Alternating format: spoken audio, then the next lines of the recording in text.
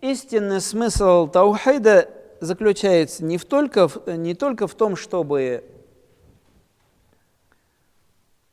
избавиться от всех материальных видимых божеств. Это сделать несложно. Пророк, саллаллаху алейхи вассалям, как мы с вами знаем, начиная от начала пророчества вплоть до переселения из Мекки, ни одного идола не тронул.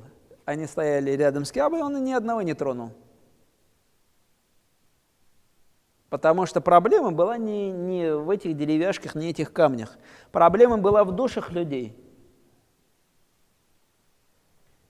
И вот когда пророк, саллаллаху алейхи вассалям, пришел в Мекку в 8 году по хиджре, это было сделать очень легко. Он этих идолов толкал своей тростью, и они падали.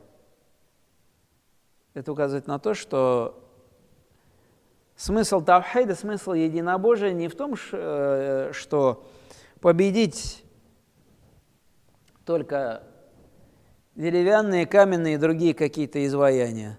На самом деле смысл таухида в том, чтобы преобразить человеческую душу. То есть идол был здесь, нафс.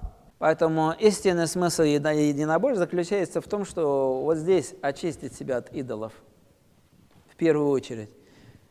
И если здесь очищено, то человек ни о каких деревянных или каменных статуях даже задумываться не будет.